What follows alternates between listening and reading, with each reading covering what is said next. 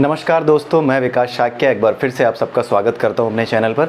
और आज हम डिस्कस करने जा रहे हैं चैप्टर नंबर 11 अष्टावक्र गीता के 4 श्लोक। इस चैप्टर में भी 8 श्लोक हैं और 4 श्लोक इस वीडियो में डिस्कस करेंगे हम, और अगले के 4 श्लोक हम अगले वीडियो में डिस्कस करेंगे। ठीक है, सिंपल सा चैप्टर है, ज़्यादा बड़े वीडियो नहीं बनेंगे। और साथ ही मैं आपको ये बता दूँ कि अगर आपको भगवद गीता और अष्टावक्र गीता ठीक से समझने हैं तो आपको परा अपरा, प्रकृति के 24 तत्व, मन बुद्धि अहंकार समेत, और शरीर के 5 कोश, ये कोश किस तरीके से रिएक्शन करते हैं प्रकृति के गुणों से, उसके बारे में ये पूरी जानकारी आपको आपके जो भगवद गीता है उसके 13वें और 14वें चैप्टर से, और उसके अलावा 3 उपनिषद हैं, केन उपनिषद, मुंडक उपनिषद और मांडुक्य उपनिषद। इन सोर्सेज से आपको पता होनी चाहिए, आपको इनके बारे में पढ़ लेना चाहिए। अगर आपके ऊपर किसी गुरु का हाथ है, आपको सद्गुरु का आशीर्वाद प्राप्त है, आपको अपना गुरु मिल चुका है, तब तो कोई बात नहीं, तब तो आप बड़े धन्य हैं। लेकिन बहुत से लोग इस संसार में, हर किसी को गुरु अभी प्राप्त नहीं हुआ है, अपने आप को वो गुरु के लिए तैयार कर रहे हैं। तो जो लोग स्वयं को गुरु के लिए तैयार कर रहे हैं, उनके लिए ये बहुत ज़रूरी है कि वो स्वाध्याय के माध्यम से या उचित अभ्यास के माध्यम से, चाहे वो ज्ञान योग का अभ्यास हो, चाहे वो कर्म योग का अभ्यास हो, चाहे वो भक्ति योग का अभ्यास हो, चाहे वो ध्यान योग का अभ्यास हो, इन सभी अभ्यासों के माध्यम से निरंतर अपने आप को वासना रहित करते हुए गुरु की प्राप्ति के लिए, गुरु चरणों की प्राप्ति के लिए तैयार करते रहें। किसी न किसी दिन वो ऊर्जा आपको अवश्य आपके गुरु तक पहुंचा देगी। ठीक है, तो ये आपको पता होना चाहिए। 3 उपनिषद आप याद रखिए, कम से कम 3 उपनिषद। उसके अलावा हैं तो आपके ईशावास्य उपनिषद में 11 उपनिषद हैं, वो सारे हम एक एक करके कवर कर लेंगे। लेकिन 3 उपनिषद, केन, मुंडक और मांडुक्य, अगर ये 3 आपने ढंग से समझे हैं, और एक और है प्रश्नोपनिषद, उसके बारे में हमने डिस्कशन नहीं किया है कभी, लेकिन प्रश्नोपनिषद में भी ऐसे प्रश्न हैं और उनके उत्तर इस तरीके से स्पष्ट किए गए हैं कि अब जब आप अगर उनको पढ़ेंगे तो आपको समझ में आएंगे। मैं पहले प्रश्न उपनिषद का जिक्र या दूसरे उपनिषदों का जिक्र इसलिए नहीं करता था क्योंकि उस समय हम चीज़ों को पकड़ रहे थे एक एक करके। लेकिन अब आप उस स्थिति में हो कि अगर आप प्रश्न उपनिषद, क्या मैं तो कहता हूँ कि आप पूरी उपनिषद उठा करके या कहीं से भी ऑनलाइन सोर्स से आप पढ़ के देखना शुरू कीजिए। आपको ऐसा हो नहीं सकता कि उपनिषद वो समझ में ना आए। अगर आप शुरू से हमारे चैनल पर भगवद गीता के साथ जुड़े हुए हैं, भगवद गीता जब हम पढ़ रहे थे तब से लेकर के आज तक अगर आप जुड़े हुए हैं, तो निश्चित रूप से आपको बहुत आसानी होगी चीज़ों को समझने में। आप उठा करके देख लीजिएगा, आप स्वयं के अनुभव से ये जान जाएंगे कि कहीं से भी अगर आपने प्रश्न उपनिषद, आपने मांडुक्य उपनिषद, या फिर आपने श्वेताश्वर उपनिषद कहीं किसी सोर्स से, ऑनलाइन किसी भी सोर्स से पढ़ लीजिए। कोई ज़रूरी नहीं है कि किसी एक चैनल को पकड़िए, ज्ञान जहाँ से मिले, ये सनातन है। हमारा उद्देश्य है कि सनातन जो कि विश्व में शांति ला सकता है, उस सनातन की सेवा हम लगातार करें। हम किसी का उपकार नहीं कर सकते, ना ही हम धर्म की स्थापना कर सकते हैं। धर्म की स्थापना करना परमात्मा का काम है, उस पर छोड़ दीजिए। हमारे हिस्से जो काम है, हमारा जो कर्तव्य है, वो यही है कि सुख और शांति में, संसार के सुख और शांति के लिए जो कुछ भी स्वभावतः हम ईश्वर के चरणों में अर्पित कर सकते हैं, ईश्वर को ध्यान में रखते हुए जो कुछ भी स्वभावगत रूप से कर सकते हैं, वो हम करते रहें। इसीलिए हमें इन चीज़ों को पढ़ते रहना चाहिए, चाहे कोई भी हो, चाहे कोई चैनल जो कि सनातन धर्म को मजबूत करने का काम कर रहा है। निश्चित रूप से आप उस पर जाइए, समझिए, पढ़िए, जो कुछ देख रहे हैं आप उनको समझिए। लेकिन हाँ, जो कॉन्सेप्चुअल चीज़ें हैं अब आपकी क्लियर हो चुकी हैं।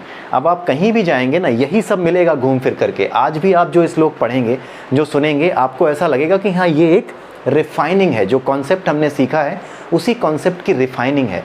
और हमारे जो स्क्रिप्चर्स हैं, उनकी खासियत है कि वो इस तरीके से रिफ़ाइन कर देते हैं कि आपका दिमाग बिल्कुल एक मशीन बन जाता है। आप किसी श्लोक को सुनोगे, किसी आध्यात्मिक बात को सुनोगे, आपका दिमाग फटाफट चारों तरफ से कहीं ना कहीं से सही कनेक्शन बैठा करके सही अर्थ लेकर के आ जाएगा, आपको सही दिशा दिखाएगा। ये ग्रंथ केवल किताबें नहीं हैं, ये गुरु हैं, ये भी अपने आप में गुरु है। जब व्यक्ति स्वाध्याय के माध्यम से इनके प्रति समर्पित होकर के चलता है, तो ये किताबें भी गुरु का काम करती हैं। और वास्तविक गुरु वो तो मिलता ही है जब आप अपने आप को स्वयं को इस लायक बना लें। ठीक है, तो किताबों में जानकारियां हैं, आपको मजबूत करने के उपाय हैं, आपको वासनाओं से दूर रखने के उपाय हैं। उन उपायों को जब आप कई तरीके से पढ़ते हैं तो वो आपको तैयार करती हैं। इसीलिए ग्रंथों का अध्ययन, स्वाध्याय महत्वपूर्ण है। तो आइए देखते हैं पहले, दूसरे, तीसरे और चौथे श्लोक में चैप्टर नंबर 11 में क्या कह रहे हैं अष्टावक्र जी। जनक को क्या समझा रहे हैं? जनक को समझा रहे हैं अष्टावक्र जी कि भाव और अभाव का विकार, भाव यानी किसी चीज़ में भाव आना। ठीक है, मेरा भाव है किसी स्त्री में, मेरा भाव है अपने घर के बच्चों में, मेरा भाव है अपनी गाड़ी में, बड़े घर में, बड़े बंगले में। तो ये जो भाव आता है या ये जो अभाव है, कि मेरा किसी चीज़ में भाव है ही नहीं। जैसे अगर मैं रजोगुणी हूँ, ऊंचा बंगला, बड़ी गाड़ी, बड़ा घर, एक लैविश लाइफ, ही इन चीज़ों के बारे में सोचता हूँ, तो निश्चित रूप से मेरे भाव में परमात्मा नहीं आ सकते। हम उनकी पूजा कर सकते हैं, लेकिन उस पूजा का उद्देश्य भी क्या होगा? इन्हीं चीज़ों को पाना। तो ये ईश्वर में भाव नहीं है, ये तो संसार में भाव है, जिसके लिए हम ईश्वर को एक साधन समझ रहे हैं, जबकि ईश्वर नियति के अनुसार ही आपको फल देता है। तो यहाँ पर यही समझाने की कोशिश की जा रही है कि भाव और अभाव, भाव और भाव ये दोनों विकार हैं। विकार क्यों? क्योंकि ये जो रज और सत की बात हम कर रहे हैं, रजोगुण की बात कर रहे हैं, वो कहाँ है? अपरा में है। अपरा में किसी तत्व के साथ किसी भी तरह का रिएक्शन होने के बाद कोई भी कर्म उत्पन्न हो, चाहे भाव उत्पन्न हो चाहे अभाव उत्पन्न हो, वो क्या है? उसे विकार कहा जाता है। तो विकार का सीधा सा मतलब होता है कि अपरा के किसी तत्व से आपका रिएक्शन हुआ और उस रिएक्शन के फलस्वरूप प्रकृति के 3 गुणों में से किसी एक गुण से आपका गुण के प्रभाव में आप हैं और प्रकृति के तत्वों के साथ आपका रिएक्शन हुआ, और उन रिएक्शन के फलस्वरूप जो कर्म उत्पन्न हुआ, जो अटैचमेंट उत्पन्न हुआ, उस अटैचमेंट से जो भावना आपकी जुड़ गई, वो भावना या फिर किसी चीज़ से आपकी भावना जुड़ ही नहीं पाती, ठीक है, ईश्वर आराधना में, ध्यान लगाने में, उसमें आपकी भावना आ ही नहीं पाती। तो ये सारे भाव और अभाव क्यों हैं? क्योंकि प्रकृति आपके साथ, आपके मनोमय कोश के साथ, आपके जो विचार हैं उनके साथ, आपके मन के साथ क्या करती है? रिएक्शन करती है। उसके बाद ही ऐसे कर्म या ऐसे भाव या अभाव उत्पन्न होते हैं, ठीक है। और यहाँ पे अष्टावक्र जी कह रहे हैं कि जो व्यक्ति ऐसा जानता है, ठीक है, जो व्यक्ति ऐसा जानता है वह निर्विकार, यानी इस चीज़ को जानने वाला कभी विकारग्रस्त होता ही नहीं, क्योंकि वो सत्य को जान रहा होता है। इसलिए वो जानता है कि मुझे विकार में नहीं फंसना, मुझे प्रकृति के गुणों में नहीं फंसना। इसलिए जो उपाय बताए गए हैं, चाहे भगवत गीता में हो चाहे कहीं पे हो, जो भगवत गीता में है वो तो साक्षात आखिरी स्रोत हैं मानने के, तो चाहे वो ध्यान योग हो, ज्ञान योग हो, भक्ति योग हो, कर्म योग हो, कुछ भी हो, इनके माध्यम से मनोमय कोश से वासनाएं दूर की जाती हैं, निर्विकारी बनने में सहायता करते हैं ये उपाय, ठीक है। बनाते नहीं हैं, सहायता करते हैं, ठीक है।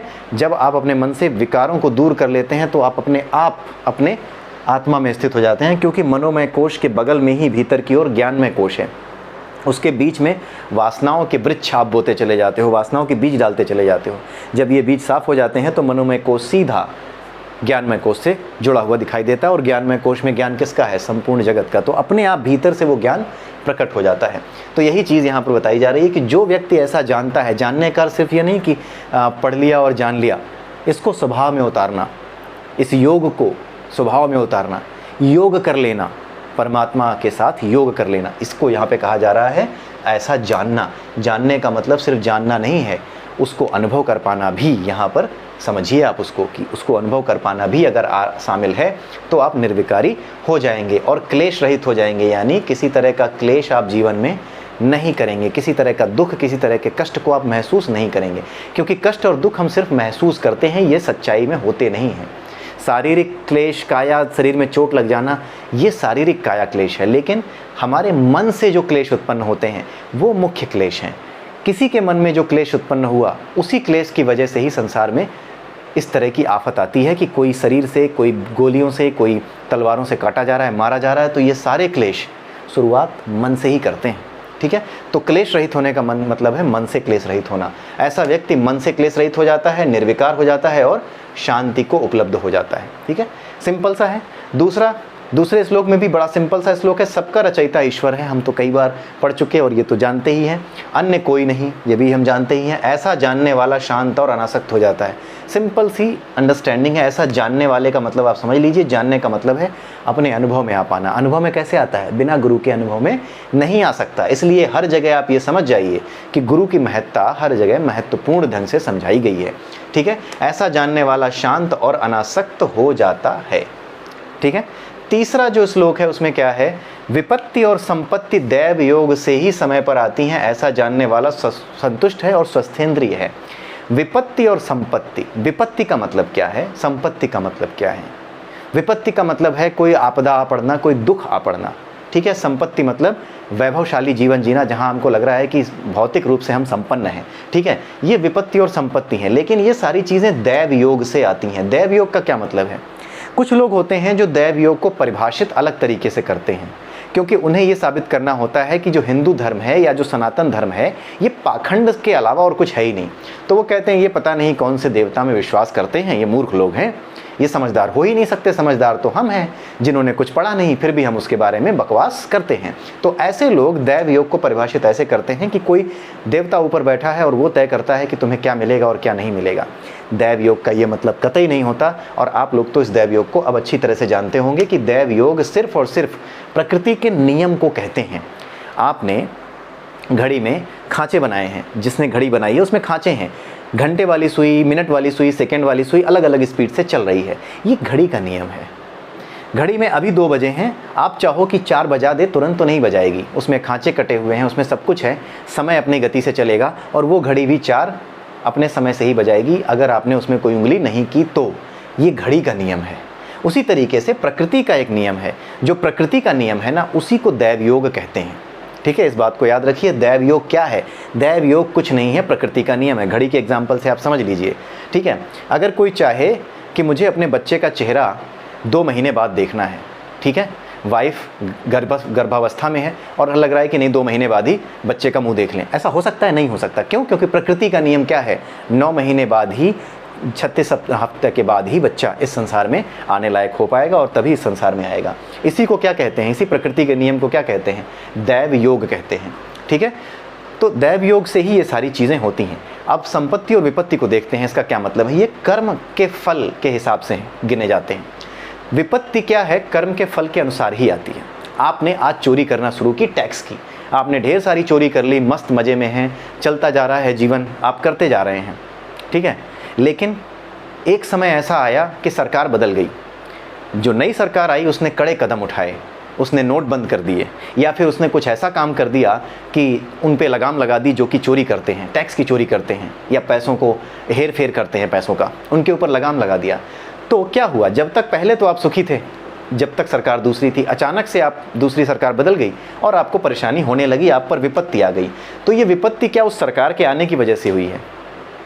ये विपत्ति केवल और केवल आपके अपने कर्मों की वजह से हुई है। आपने कभी टैक्स की चोरी की थी, सही समय आने पर उस टैक्स की चोरी ने आपको फल दिया, वो फल विपत्ति के रूप में आया।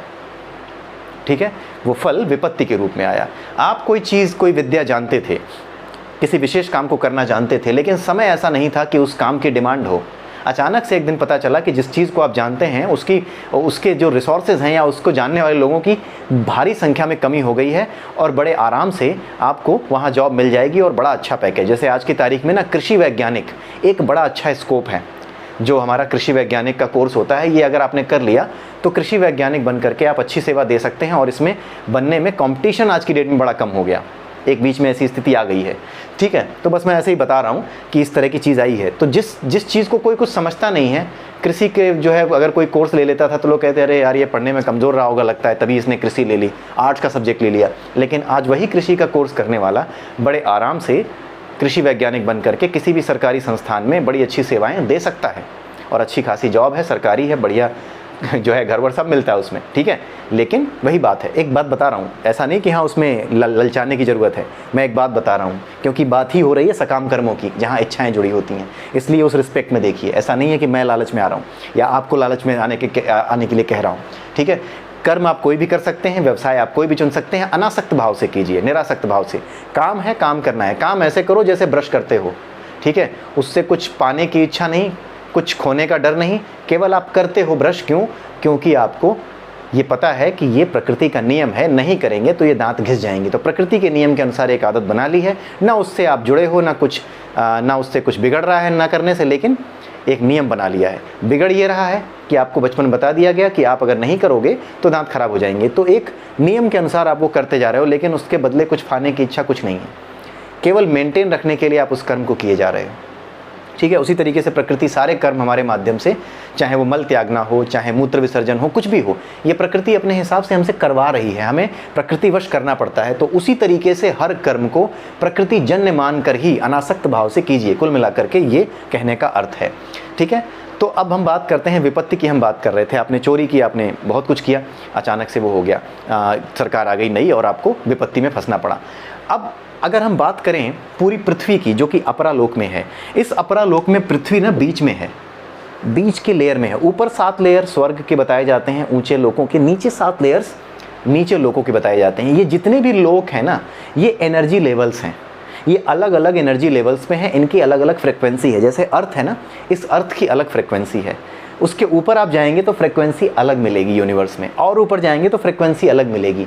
वो जो ऊपर की फ्रिक्वेंसीज़ हैं वो सतोगुण से प्रभावित हैं, नीचे की फ्रिक्वेंसीज़ तमोगुण से प्रभावित हैं, बीच की फ्रिक्वेंसी में रज सत और तम ये बदलता रहता है। कभी तम ज़्यादा होता है, कभी रज ज़्यादा होता है, कभी सत ज़्यादा होता है।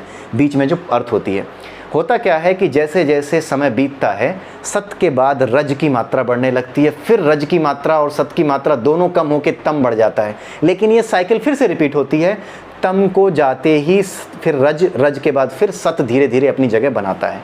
ये साइकिल रिपीट होती रहती है, सत से रज, रज से तम, तम से फिर वापस सत, रज, ऐसे घूमते रहते हैं।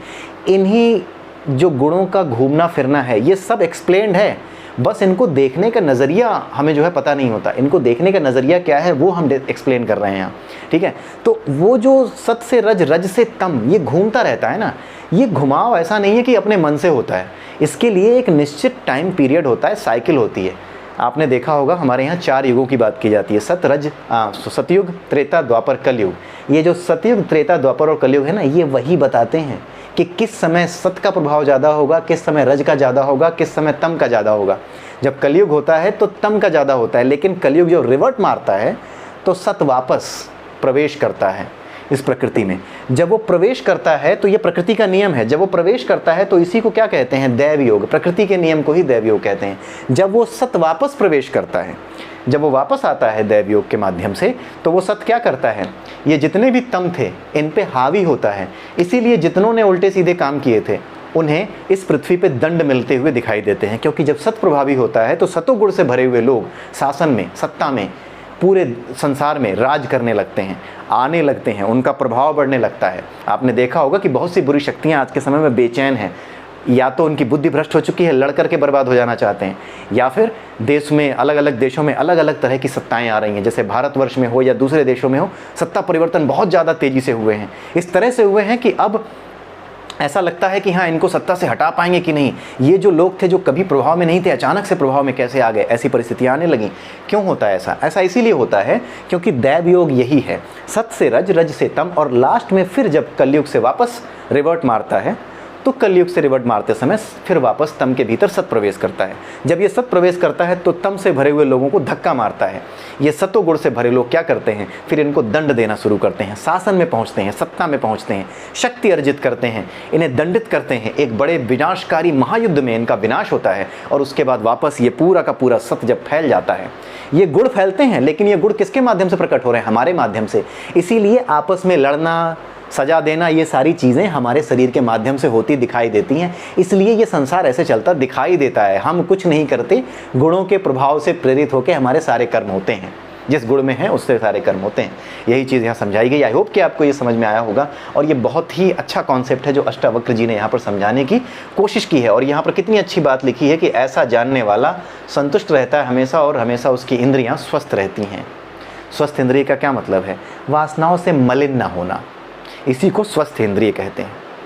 खाने के लिए जीना और जीने के लिए खाना, दोनों में अंतर है। जिसकी इंद्रिय स्वस्थ नहीं है वो जीने के लिए नहीं खाएगा, खाने के लिए जिएगा। इतना सा मतलब है, जिस एग्जाम्पल को हम बार बार इस्तेमाल करते हैं। अब हम देखते हैं चौथा श्लोक क्या है। सुख दुख जन्म मृत्यु सब दैव योग से। अब इसको समझने की जरूरत ही नहीं है, तीसरे ही श्लोक में समझ लिया।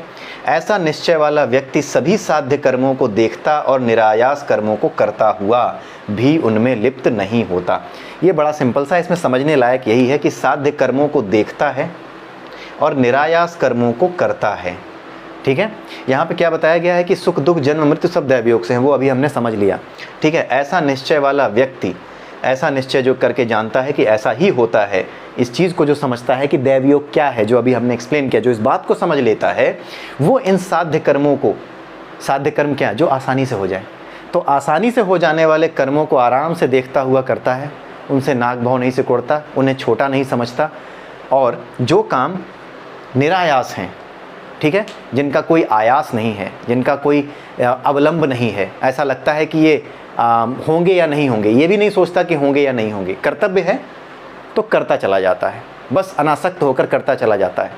भले ही पता हो, एक एग्जांपल समझ लीजिए, भले ही पता हो कि मैं एक दुबला पतला इंसान हूँ, भले ही ये पता हो कि मेरे सामने एक ऐसा आदमी खड़ा है जो मेरी वाइफ के साथ बदतमीज़ी कर रहा है या मेरी बहन के साथ बदतमीज़ी कर रहा है, कुछ ज़्यादा ही आगे बढ़ रहा है, तो उस केस में ऐसा नहीं है कि मैं ये देखूं, तर्क वितर्क करूं कि यार मैं तो कमज़ोर हूं, 2 हाथ में तो ये मार के मुझे जान से मार देगा। ये सब सोचना ही नहीं है। अगर वो आगे बढ़ता है तो उससे भिड़ जाना, अपनी पूरी ताकत से उससे भिड़ जाना, यही मेरा कर्तव्य है, भले ही मेरी जान क्यों ना चली जाए। तो यही चीज़ यहाँ समझाई जा रही है कि जो काम आसानी से हो सकते हैं उनको भी छोटा नहीं समझता, और जो काम निरायास या बड़े ही दुसाध्य लगते हैं उन कामों को भी वो असाध्य समझ करके, निरायास समझ करके उनसे दूर नहीं हटता। केवल और केवल अपने कर्तव्य को समझ करके, अपने कर्तव्य को सहज भाव से समझ करके अपने कर्म करता है। तो यही इस चैप्टर का जो 4 श्लोक हैं इसमें यही चीज़ें समझाई गई हैं। और ये जो तीसरा श्लोक जो हमने समझा, जो दैव योग समझा, this is a very important concept. ये बहुत ही इंपॉर्टेंट कॉन्सेप्ट है जो कि हम पढ़ते रहते हैं किताबों में। दैव योग ये सब भी जानते रहते हैं, सतयुग त्रेता द्वापर कलयुग सब जानते हैं, लेकिन होता क्या है कि वो सतयुग त्रेता द्वापर कलयुग की जो डेफिनेशन है वो कहा क्यों गया है कि सतयुग में अच्छे लोग ज़्यादा होते हैं, त्रेता में अच्छे लोग थोड़े कम हो जाते हैं, द्वापर में आधे आधे हो जाते हैं, कलयुग में तो सत्यानाशी हो जाता है जैसे आजकल हो रखा है।